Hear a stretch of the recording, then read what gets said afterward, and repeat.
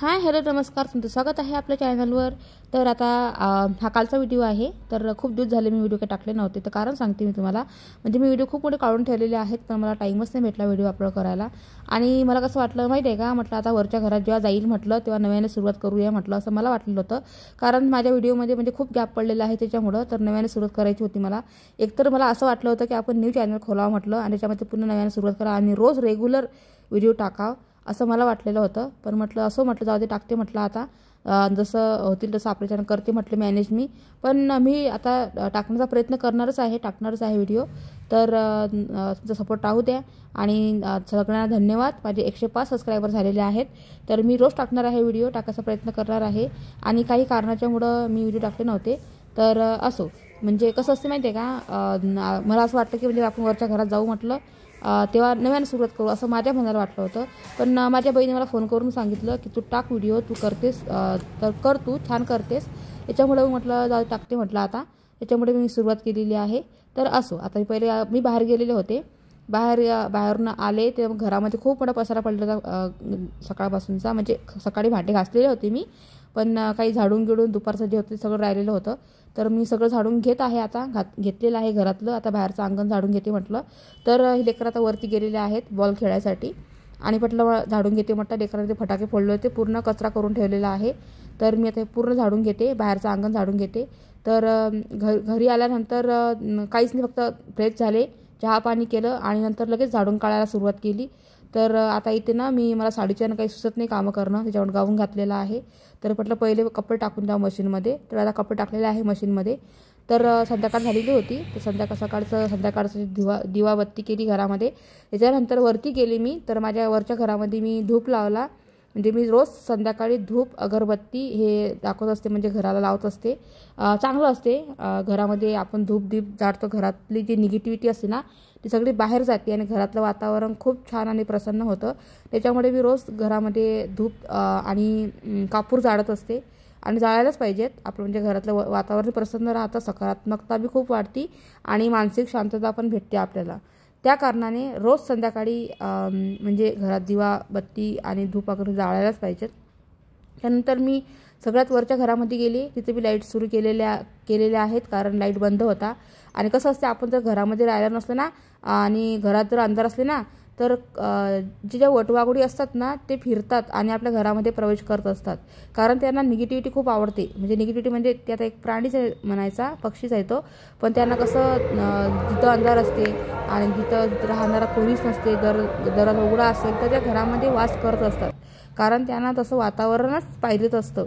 जिथं कोणी नसणारं, तिथं अंधार, त्यांना अंधारच खूप आवडतो। तर त्या कारणानं आपण घरामध्ये हे जे असते ना, जिथं आपण राहत नसेल समजा, तर तिथं पहिले धूप आणि अगरबत्ती कापूर हे जाळायलाच पाहिजेत। त्या वासाने तिथं ते जे काही असते ना ते येत नसतं, कारण ते त्या वासानं त्यांचा श्वास म्हणजे हे होतो, त्यांना ते आवडत नाही त्याच्यामुळं। पण त्याच्यामुळं मग मी आपल्या इथं पण वरती पण बांधकाम सुरू आहे पाठीमागचं म्हणजे वरचं, तर तिथे एक वटवाघूळ नेहमी चक्रा मारत होती, तर म्हटलं इथे जाळा म्हटलं आपल्या घरामध्ये। तर त्याच्या कारणाने मी वरती रोज दिवा बत्ती म्हणजे धूप अगरबत्ती जाळत असते आणि जर ती येत नाही तिथं आपल्या दारामध्ये, तर असं असतं। तर त्याच्यानंतर मी आता इथे खाली आलेले आहे, तर ती बघू शकता भांडे किती मोठे पडलेले आहेत घासायला। तर आता भांडे सगळे बाहेर आणलेले आहेत मी, जेवढं खरकटं पाणी सगळं मी टोपल्यामध्ये टाकलेलं आहे आणि आता इथे पटकन भांडे घासून घेत आहे, कारण कपडे टाकून दिलेले आहे मशीनमध्ये आणि संध्याकाळ 6:30 वाजले तेव्हा। तर आता पटकन भांडे घासून घेते म्हटलं। आणि भांड्याचं काय, रोजच मला भांडे एवढे पडतात घासायला, त्याच्यामध्ये काही शंकाच नाही आहे, रोज भांडे पडतात घासायला। आणि लेकरांचं कसं असते माहिती आहे का, आपण ते जर त्यांना प्रत्येक वेळेस जर तहान लागली की ते त्या रॅकमधला ग्लास लोटा काढतीलच पाणी प्यायसाठी, आणि आपण जर लोटा आणि ग्लास ठेवतो ना ते भांड्यावर, ते घेणार नाहीत, त्यांना नवीनच ग्लास आणि लोटा पाहिजे, त्यामुळे जास्त भांडी पडतं घासायला। आणि त्याच्यानंतर माझं कसं असते माहिती आहे का, जर त्यांनी ग्लास काढलेला असेल किंवा लोटा काढलेला असेल ना, मी तो पूर्ण काही रॅकमध्ये ठेवत नाही, ते पण मी घेते भांडे घासण्यामध्ये, कारण मला ते आवडतच नाही लगेच, लेकर हे असे करतात। तर असं आता आपले काम आहे ते आपल्याला करणं झाली, तर झालेले आहेत। बोलता बोलता अर्धे भांडे घासलेले आहेत मी। आणि इथं ना माझा मुलगा आहे ना माझ्या पण खोड्या करतो, हे बघू शकता तुम्ही, तर लगे माझ्यावर बॅटरी लावू लागलेला आहे आणि असा खोड्या करतो सगळ्यांच्या तो। तर असं असतं लेकरांचं पण। तर आता पटकन भांडे धुवून घेत आहे मी, आता बाईची कामं काही चुकत नाही, बाईला कुठं पण जावं कामं करावंच लागतात। ती किती बी असं काही बी असं, कारण आपला वेळ तर आणि भांडी सगळे कामं मग करून देखील तर आपला वेळ आपल्याला बी काढावा लागतो. तर आपल्याला बी वेळ देणं खूप गरजेचं राहतं स्वतःला, त्याच्यामुळं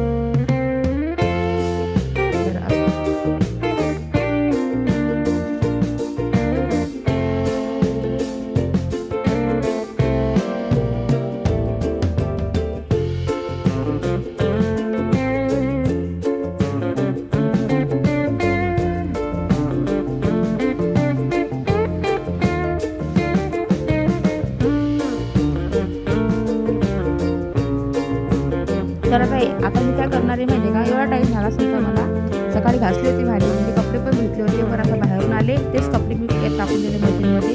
तर मला असं वाटतं काय ठेवा म्हणून उद्यासाठी पाणी होतं मशीनमध्ये, तर म्हटलं ते हिरवा टाकली आणि आमचे जे कपडे होते तर घेतलेले आहेत, म्हणजे आता कपडे टाकलेले मशीनमध्ये, लगेच कपडे मशीनमधून सुकून घ्यायचे आणि वरती वाळू घालायचे. एक तरी मला एक फायदा बरं झालेला आहे, वॉशिंग मशीन आहे म्हणून तरी माझा तेवढा टाईम वाचतो. आता तुम्ही बघता माझ्या दारामध्ये आहे ना, बाहेर कपडे धुवायसाठी जागाच नाही आहे मला, कारण कशी पाहिजे जागा अशी खरबडली पाहिजे कपडे धुवायसाठी, तेव्हा कपडे खूप छान निघतात.